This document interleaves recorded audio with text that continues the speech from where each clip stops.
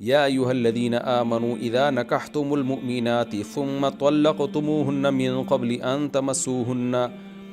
یہاں ایک اور حکم بیان کیا جا رہا ہے، کیونکہ منہ بولے بیٹے کی بیوی سے نکاح کے بارے میں بھی احکام نازل ہوئے۔ اسی طرح اگلی آیتوں میں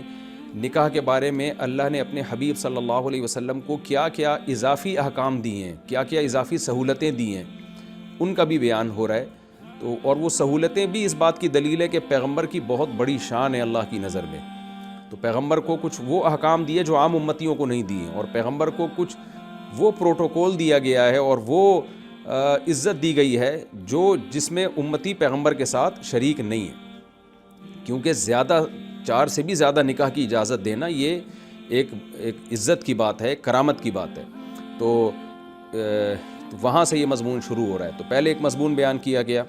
کہ اے ایمان والو، یہ مضمون تو سب کے لیے ہے، چاہے نبی ہوں چاہے غیر نبی۔ یا ایھا الذین آمنوا، اے لوگو جو ایمان لائے ہو، اذا نکحتم المؤمنات، جب تم مومن عورتوں سے نکاح کرو، ثم طلقتموہن من قبل ان تمسوہن، پھر ان کو چھونے سے پہلے تم اگر ان کو طلاق دے دو، فما لکم علیہن من عدۃ تعتدونہا، تو تمہارے لیے ان عورتوں کے اوپر کوئی عدت نہیں ہے جس کو تمہیں شمار کرنا پڑے۔ یعنی اگر تم نے رخصتی سے پہلے ہی کسی خاتون کو طلاق دے دی ہے تو اب اس عورت پر تمہارے لیے عدت واجب نہیں ہے، یہ مطلب ہے آیت کا۔ اس میں چند احکام ہے۔ نمبر 1، اللہ نے فرمایا کہ مومن عورتوں سے اگر تم نکاح کرو اور پھر طلاق دے دو، تو یہاں ذکر تو مومن کا ہے لیکن یہ قید اتفاقی ہے۔ اگر کسی عیسائی عورت سے یا یہودی عورت سے بھی نکاح کیا تو بھی یہی حکم ہے کہ اگر رخصتی سے پہلے طلاق دے دی تو اس پر عدت واجب نہیں ہے، رخصتی کے بعد طلاق دی ہے تو پھر عیسائی یہودی عورت پر بھی عدت واجب ہے۔ اسلام اس کو اجازت نہیں دے گا کہ وہ کسی اور مرد سے نکاح کر لے۔ ویسے تو نارملی جو غیر مسلم کے نکاح اور ان کے حکام میں اسلام نے ان کو آزاد چھوڑا ہوا ہے کہ اگر کوئی عیسائی عورت کو طلاق دیتا ہے تو وہ عدت گزارے نہ گزارے یہ ان کا ہیڈک ہے۔ لیکن اگر وہ مسلمان مرد سے نکاح کرے گی عیسائی عورت تو پھر، اور رخصتی بھی ہو گئی، ہم بستری ہو گئی، تو پھر اس یہودی یا عیسائی عورت کو طلاق کے بعد کہیں اور نکاح کی اجازت نہیں دی جائے گی، کیونکہ نسب میں مسلمان بچہ جو ہے نا، ہو سکتا ہے اس کے پیٹ میں ہو، اس میں خلل کا اندیشہ ہے۔ اور بھی بہت سی حکمتیں ہیں، صرف یہ حکمت نہیں ہے۔ میں شوہر کا حق بھی ہے کہ فوراً کہیں اور نکاح کی اس کو اجازت نہیں دی جائے گی۔ یہ حکمتیں میں بیانات میں بتاتے رہتا ہوں، ابھی اس کا موقع نہیں ہے۔ تو اس پر پھر جو ہے نا کہ کیونکہ عدت صرف اللہ کا حکم نہیں ہے، اس میں شوہر کے حق کو بھی رکھا گیا ہے سامنے۔ تو شوہر چونکہ مسلمان ہے لہذا اس کا حق یہ ہے کہ فوراً طلاق کے بعد عدت کمپلیٹ ہوئے بغیر عورت کہیں اور نکاح نہ کرے۔ اچھا، عدت کا مطلب خوب سمجھ لیں۔ جب عورت کو حکم دیا جاتا ہے نا عدت کے بعد نکاح کرے، تو عدت کا مطلب صرف یہ نہیں ہے کہ عورت نے شوہر کے گھر میں ٹائم گزارنا ہے۔ اصل تو یہی ہے کہ عورت شوہر کے گھر میں ٹائم گزارے گی اور نان نفقہ اس دوران شوہر کے اوپر ہی ہوگا۔ لیکن اگر عورت نے گناہ کیا اور شوہر کے گھر کے باہر کہیں عدت گزار لی اس نے، لیکن 3 مینسز جب گزریں گے تو عدت کا ٹائم پورا ہو جائے گا، تو گناہ تو ہوگا کہ گھر میں کیوں باؤنڈ نہیں ہوئی، لیکن وہ نکاح بہرحال کہیں اور کر سکتی ہے۔ تو عدت کا مطلب ہے عدت کا ٹائم، اگر ٹائم گزر گیا تو عدت گزاری ہو یا نہ گزاری ہو اس کے لیے کہیں اور نکاح کرنا حلال ہو جاتا ہے۔ جیسے کسی شخص کا انتقال ہو گیا تو انتقال کے بعد اس کے بیوی کی عدت ہے 4 مہینے 10 دن۔ اب عورت پر لازم ہے کہ وہ 4 مہینے 10 دن تک شوہر کے گھر میں رہے اور کوئی زینت اختیار نہ کرے، اور اس سے پہلے کہیں اور نکاح نہیں کر سکتی۔ لیکن 4 مہینے 10 دن کا ٹائم گزر گیا اور عورت نے اس دوران زینت بھی اختیار کی، شوہر کے گھر سے بھی نکل گئی، تو گناہ گار تو ہوگی، لیکن یہ ٹائم گزرنے کے بعد اب عدت کا موقع ختم ہو جائے گا، اب اس کے لیے کہیں اور نکاح بہرحال جائز ہوگا۔ یہ مسئلہ سمجھ لیں۔ تو پہلا مسئلہ تو یہ ہوا کہ مومن عورت ہو یا کتابی ہو، یہودی عیسائی ہو، اگر رخصتی ہو چکی ہے تو عدت واجب ہے، رخصتی نہیں ہوئی تو عدت واجب نہیں ہے، یعنی کہیں اور فوراً وہ نکاح کر سکتی ہے۔ ادھر مرد نے طلاق دی، ادھر فوراً اس نے کہیں اور نکاح کیا۔ دوسری بات یہ کہ یہاں یہ حکم نہیں دیا جا رہا کہ ایسی عورتوں کو طلاق دیا کرو، بلکہ ایک مسئلہ بیان کیا جا رہا ہے کہ اگر تم نے ان کو طلاق دے دی ہے، ثم طلقتموہن، پھر ان کو اگر طلاق دے دو، یعنی کسی ضرورت کی بیس پہ، کیونکہ بلا ضرورت طلاق دینا شریعت میں معیوب ہے، ابغض الحلال ہے، حلال چیزوں میں سب سے ناپسند اللہ کو طلاق ہے۔ تیسرا حکم یہاں پر یہ من قبل ان تمسوہن، اس سے پہلے کہ تم نے ان کو چھوا ہو۔ تو یہ چھونا جو ہے کنایہ ہے جمع سے، یعنی ہم بستری کرنے سے، کیونکہ قرآن ایک پاکیزہ کلام ہے، تو جب وہ اس طرح کی بات آتی ہے تو اس کو کنایہ میں ذکر کرتا ہے۔ جیسے فَأْتُوا حَرْثَكُمْ أَنَّىٰ شِئْتُمْ، اللہ نے کہا نا جب عورت حیض سے پاک ہو جائے تو ان کے پاس جا سکتے ہو، تو پاس جانے کا کیا مطلب، پاس تو جب حیض آ رہا ہو تب بھی جا سکتا ہے، تو یہ کنایہ ہے ان سے ہم بستری کر سکتے ہو۔ تو یہاں بھی مطلب ہے ان سے ہم بستری کے بغیر تم نے طلاق دے دی، تو اس لیے تو ان پر عدت واجب نہیں ہے۔ اب یہاں ہم بستری کا مطلب کیا یہ سمجھیں، علماء نے لکھا ہے کہ جو فقہا مفسرین نے اس کی تفسیر کی ہے کہ ہم بستری چاہے حقیقتاً ہو چاہے حکماً ہو۔ حقیقتاً کا مطلب تو یہ کہ فزیکل ریلیشن ہوا، حکماً کا مطلب یہ ہے کہ عورت نے اپنے آپ کو شوہر کے حوالے کر دیا اور مرد عورت سے ہم بستری کر سکتا تھا، یہ موقع ملا مرد کو، یعنی خلوت صحیحہ جسے کہتے ہیں، ایسی تنہائی میں اکٹھے ہو گئے کہ میاں بیوی اگر فزیکل ریلیشن کرنا چاہتے تو کوئی ممانعت، کوئی رکاوٹ نہیں تھی۔ تو اگر اس کنڈیشن میں بھی وہ جمع ہو گئے، پھر بے شک ہم بستری نہ بھی کی ہو تو طلاق کے بعد عورت پر اب عدت واجب ہوگی۔ وجہ اس کی یہ ہے کہ یہ جو یعنی عدت کا ایک عدت جو ہے نا، عدت جو عورت پہ واجب ہوتی ہے، اس میں دیگر مصلحتوں میں سے ایک حکمت اور مصلحت یہ ہے کہ بچہ جو ہے، بچہ اس کا نسب محفوظ ہو۔ تو شریعت کا حکم یہ ہے کہ آپ جب بھی کوئی بیان دیتے ہیں نا، تو آپ کے حق میں تو وہ بیان مانا جاتا ہے بغیر گواہ کے اور بغیر دلیل کے معتبر، لیکن کسی تھرڈ پرسن کے حق میں وہ معتبر نہیں مانا جاتا۔ یعنی میں اگر کوئی ایسا بیان دے رہا ہوں جس کی زد پڑ رہی ہے کسی دوسرے شخص پہ، تو دوسرا شخص کیس کر سکتا ہے کہ بھئی آپ یہ بیان کیوں دے رہے ہیں، کیا دلیل ہے۔ تو اب مسئلہ یہ ہے کہ میاں بیوی نے کہہ دیا کہ ہمارے درمیان ہم بستری نہیں ہوئی ہے، تو ہم کہیں گے ٹھیک ہے نہیں ہوئی ہوگی، لیکن اس بچے کا کیا قصور ہے بھائی؟ ہمیں اس بچے کے بارے میں کیسا پتہ چلے گا کہ واقعی ہم بستری ہوئی ہے کہ نہیں ہوئی ہے؟ عین ممکن ہے ان کے درمیان ہم بستری ہوئی ہو اور حمل ٹھہر گیا ہو، عورت نے کہیں اور نکاح کر لیا فوراً، اب بچے کا اصل باپ کوئی اور تھا، لیکن کنفیوژن میں ہم کسی اور کو اس کا باپ قرار دے دیں گے، اس میں نقصان بچے کا ہے کہ اس کو حقیقی باپ سے محروم ہو جائے گا۔ تو اب میاں بیوی تو کمپرومائز کر سکتے ہیں کہ بھائی جس کا بھی بچہ ہو اس کے کھاتے میں ڈال دو، لیکن شریعت بچے کو جو ہے نا وہ ضائع ہونے سے بچاتی ہے۔ تو اس لیے فقہا کا اس پر اجماع ہے، تقریباً اجماع ہے، جتنے بھی جو مجتہدین ہیں نا ان کا کسی نے اختلاف کیا ہو تو اس اختلاف کا اعتبار نہیں ہے کہ بچے کے حق میں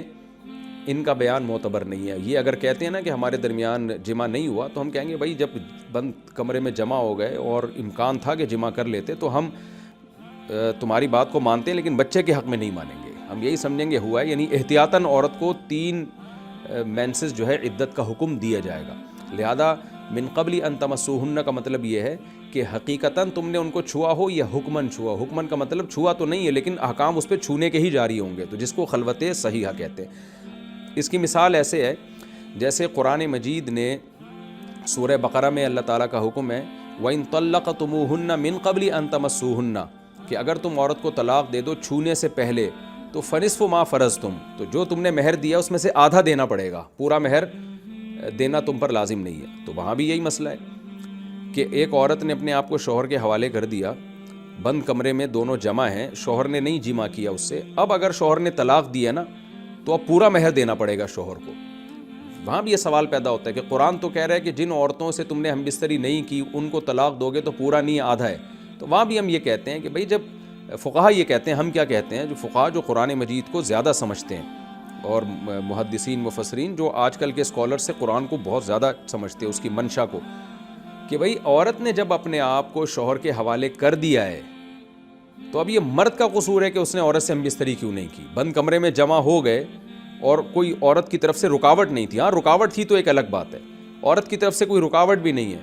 تو اب آپ اگر نے کچھ نہیں کیا تو یہ باپ کا قصور ہے، اس سے عورت کا حق ضائع نہیں ہوگا۔ تو عورت کے حق کی حفاظت کے لیے بھی یہ حکم دیا گیا ہے کہ اس آیت کا یہ مفہوم بیان کیا گیا ہے کہ اگر مرد نے عورت کو نہیں چھوا، یعنی حقیقتاً نہیں چھوا اور حکماً بھی نہیں چھوا، یعنی بند کمرے میں جمع ہی نہیں ہوئے، تو آدھا مہر دینا پڑے گا۔ لیکن اگر وہ بند کمرے میں جمع ہو گئے اور عورت نے اپنے آپ کو شوہر کے حوالے کر دیا، اب اس نے کچھ نہیں کیا، اس کی بیماری تھی یا اس کے ساتھ کوئی مسئلہ تھا،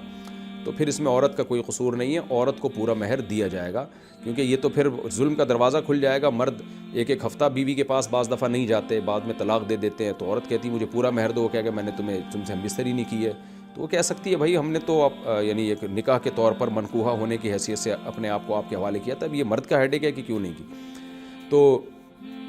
تو اس لیے وہاں بھی عورت کے حق کو ضائع ہونے سے بچانے کے لیے علماء نے کہا ہے کہ خلوت صحیحہ بھی جمع ہی کے حکم میں، تو یہاں بچے کے نسب کو ضائع ہونے سے بچانے کے لیے حکم دیا گیا ہے کہ جب تنہائی میں دونوں اکٹھے ہو جائیں گے تو عورت پر عدت واجب ہوگی، یوں ہی سمجھا جائے گا گویا انہوں نے جمع کیا ہے تاکہ بچے کا حق ضائع نہ ہو۔ اور جہاں تنہائی میں دونوں اکٹھے ہوئے، عورت نے اپنے آپ کو شوہر کے حوالے کر دیا، تو وہاں اگر شوہر نے ہم بستری نہیں کی تو یہی سمجھا جائے گا گویا ہم بستری کی ہے، یعنی مہر کے حق میں یہ سمجھا جائے گا، تو عورت کو پورا مہر ملے گا۔ تو خوب سمجھ لیں کہ بہت سارے احکام میں خلوت صحیحہ وہ جمع ہی کے حکم میں ہوتی ہے، اس میں عورت پر عدت واجب ہوتی ہے۔ اسی طرح ایک اور مسئلہ یہ سمجھ لیں کہ عورت کی اگر رخصتی نہیں ہوئی ہے اور مرد اس کو طلاق دے دے، تو اگر طلاق یوں دیے تمہیں 3 طلاقیں تو اکٹھی تینوں واقع ہو جاتی ہیں، اور اگر یوں دیے تمہیں طلاق طلاق طلاق، تو پہلی طلاق ہوتے ہی نکاح ختم ہو گیا اور عدت بھی لازم نہیں ہے عورت پر، تو بالکل یہ ختم ہو گیا۔ اب جب دوسری دفعہ طلاق کا لفظ اس نے اناؤنس کیا تو یہ عورت اجنبی بن چکی ہے، لہذا وہ دوسری طلاق ضائع ہو جائے گی، واقع نہیں ہوگی، تیسری بھی ضائع ہو جائے گی، تو ایک طلاق کے ساتھ نکاح ختم ہوگا، لہذا میاں بیوی جب چاہیں دوبارہ نکاح کر سکتے ہیں، کیونکہ 3 طلاقیں نہیں ہوئی ہیں۔ یہ مسئلہ ہے۔ لیکن اگر میاں بیوی نے تنہائی میں ٹائم گزار لیا، پھر اگر شوہر نے بیوی کو یوں طلاق دی، یعنی جمع نہیں کی ہوا دونوں کے درمیان، لیکن شوہر نے بیوی کو کہا تمہیں طلاق ہے طلاق ہے طلاق ہے، اس طرح 3 طلاقیں، تو تینوں واقع ہو جائیں گی حالانکہ جمع نہیں ہوا، تو وہاں بھی یہی وجہ ہے کہ اس بات کا امکان ہے کہ بھئی یہ ہو سکتا ہے حلالہ کی جو ہے نا وہ بچنے کے لیے، جو جائز حلالے کی بات کر رہا ہوں، ناجائز حلالے کی بات نہیں کر رہا میں، کہ یہ دونوں نے مکمکا کر لیا ہو کہ ہمارے درمیان کچھ بھی نہیں ہوا لہذا ایک طلاق واقع ہوئی ہے، تو وہاں چونکہ شریعت کا حق ہے، شریعت عورت کو اجازت نہیں دیتی شوہر کے پاس دوبارہ جانے کی اگر شوہر ہم بستری کر چکا ہے، تو وہاں ان کی بات کا اعتبار نہیں کیا جائے گا، یوں کہا جائے گا ٹھیک ہے بھئی ہو سکتا ہے آپ سچ بول رہے ہو، لیکن تینوں طلاقیں واقع ہوں گی کیونکہ میاں بیوی بند کمرے میں جمع ہوئے تھے۔ ابھی آپ کہہ رہے ہو کہ دونوں نے ہم بستری نہیں ہوئی، لیکن ہمیں اس بات کا علم نہیں ہے، ہم ظاہر کو دیکھیں گے، ظاہر یہی ہے کہ جب مرد اور عورت کو کوئی بیماری بھی نہ ہو اور کوئی رکاوٹ بھی نہ ہو اور وہ دونوں بند کمرے میں جمع ہوں تو یہ بہت مشکل ہوتا ہے کہ دونوں جمع نہ کریں، دونوں مرد جو ہے وہ عورت سے اپنی ڈیزائر پوری نہ کرے، اپنی خواہش پوری نہ کرے، یہ بہت اس کا وقوع بہت ہی شاذ و نادر ہے۔ تو ہم یہی سمجھیں گے کہ بھئی عورت کو مہر تو آدھا ملے گا، کیونکہ عورت خود اعتراف کر رہی ہے کہ بھئی میں نے اس کو قریب نہیں آنے دیا، تو اس لیے عورت کو مہر تو آدھا ملے گا، لیکن کیونکہ عورت کے خلاف اس کی زبان کا، اس کی بات کا اعتبار کیا جائے گا، لیکن 3 طلاق کے حق میں ان کی باتوں کا اعتبار نہیں کیا جائے گا بلکہ تینوں طلاقیں واقع ہو جائیں گی۔ تو یہ میں یہ بتانا چاہ رہا ہوں، جو مسئلہ سمجھانا ہے کہ خلوت صحیحہ جو ہے نا، خلوت صحیحہ، صحیحہ کا مطلب فاسد خلوت نہ ہو، بعض دفعہ تنہائی تو ہوتی ہے لیکن ہم بستری سے بہت سی چیزیں رکاوٹ بنی ہوئی ہوتی ہیں، تو اس تنہائی کا اعتبار نہیں ہے، باقی اس کے تفصیلی احکام فقہ کی کتابوں میں۔ تو اور یہ جو آج کل کے نئے نئے اسکالرز آ رہے ہیں ان کو کچھ بھی بیچاروں کو نہیں پتہ ہے، نہ خلوت صحیحہ کا پتہ ہے، نہ فاسدہ کا پتہ ہے، نہ کچھ شریعتی، لیکن بنے ہوئے ہیں اور ایسے لوگوں کو قرآن کی غلط غلط تفسیریں بیان کر رہے ہیں کیونکہ انہوں نے باقاعدہ پراپر وے میں پڑھا نہیں ہوتا۔ تو اللہ ان کے شر سے ہمیں محفوظ رکھے۔ عدت کے حکام بھی چینج کر دی اب تو بہت سے آج کل کے اسکالرز نے، جو حالانکہ قرآن میں وہ منصوص ہیں۔ تو خلوت صحیحہ بھی بہت سے احکام میں ہم بستری ہی کی طرح ہوتی ہے، تو یہاں بھی یہ مسئلہ ہے کہ اگر خلوت صحیحہ کے بعد مرد نے عورت کو طلاق دی ہے تو پھر عورت پر عدت واجب ہے، خلوت صحیحہ سے پہلے اگر طلاق دے دی ہے تو پھر عورت پر عدت واجب نہیں ہے۔ یہ دوسرا مسئلہ ہو گیا۔ اب ہم تیسرے مسئلے کی طرف چلتے ہیں۔ فما لکم علیہن من عدت، اللہ نے فرمایا تمہارے لیے ان عورتوں پر کوئی عدت نہیں ہے۔ اس سے پتہ چلتا ہے کہ عدت اللہ کا بھی حق ہے، شوہر کا بھی حق ہے، یعنی شوہر اگر مر جائے تو شوہر کا بھی حق ہے کہ اس کے لیے عدت گزاری جائے، اور طلاق دے دے تو بھی حق ہے کہ جو ہے وہ عدت گزاری جائے۔ وہ حق کیا ہے کہ اس کا نسب کی حفاظت، اور حداد بھی ہے۔ حداد کا مطلب زوال و نعمت النکاح، ایک نکاح کی نعمت چھن گئی ہے اس سے۔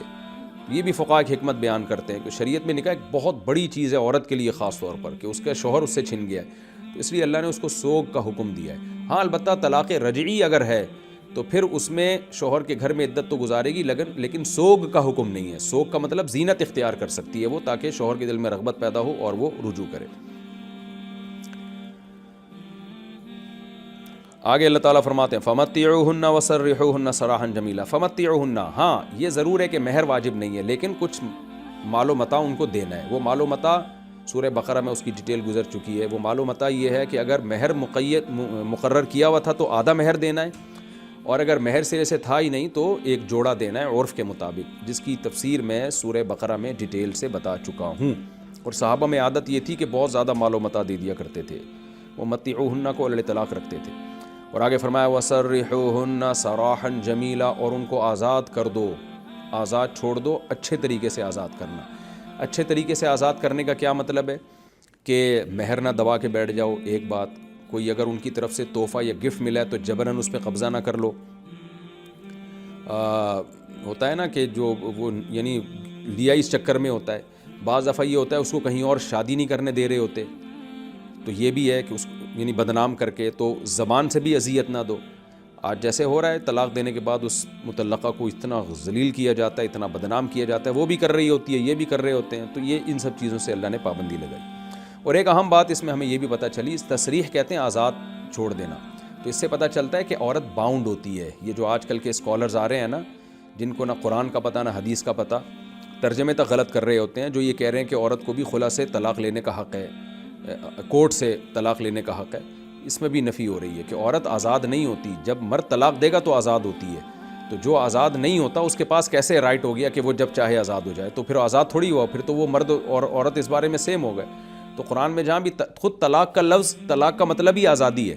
تو مرد پہ طلاق واقع نہیں ہوتی، اس لیے کہ مرد تھوڑی عورت کا مملوک ہوتا ہے، عورت مملوک سے مراد باندیوں والی ملکیت نہیں، نکاح والی ملکیت مرد کی حاصل ہوتی ہے، تو مرد کے پاس یہ رائٹ ہے۔ آپ کی جو چیز ہوگی تو آپ کے پاس یہ رائٹ ہوگا کہ آپ اس کو اپنی ملکیت سے نکالیں یا نہ نکالیں، کسی دوسرے کے پاس یہ رائٹ نہیں ہے۔ تو عورت کے پاس تو ویسے ہی نہیں ہے یہ رائٹ۔ ہاں، فسخ نکاح کی چند صورتیں جو میں بتاتا رہتا ہوں جہاں خاص نوعیت کا ظلم ہو رہا، وہ ایک الگ صورت ہے، لیکن اس آیت سے بھی پتہ چلتا ہے اور طلاق کی آیتوں سے بھی پتہ چلتا ہے کہ نکاح ختم کرنے کا حق عورت کے پاس نہیں ہے، کیونکہ عورت باؤنڈ ہے، مرد اس کو آزاد کرے گا۔ تو آزادی کا لفظ بتا رہا ہے کہ جب مرد دے گا تو وہ آزاد ہوگی، اس سے پہلے وہ آزاد نہیں ہے، وہ نکاح کی پابندیوں میں جکڑی ہوئی ہے، گو کہ وہ پابندیاں اس کے فائدے کے لیے۔ اس لیے اللہ فرماتے ہیں کہ سرحوہن سراحا جمیلا، تو تم ان کو اچھے طریقے سے آزاد کر دیا کرو، یعنی اپنے نکاح سے آزاد کر دیا کرو۔ تو پتہ چلا کہ وہ نکاح سے پہلے آزاد نہیں تھی۔ یہ حکم تو جنرلی سب مسلمانوں کے لیے تھا کہ رخصتی سے پہلے طلاق ہو تو عورت پر عدت واجب نہیں ہے۔ اب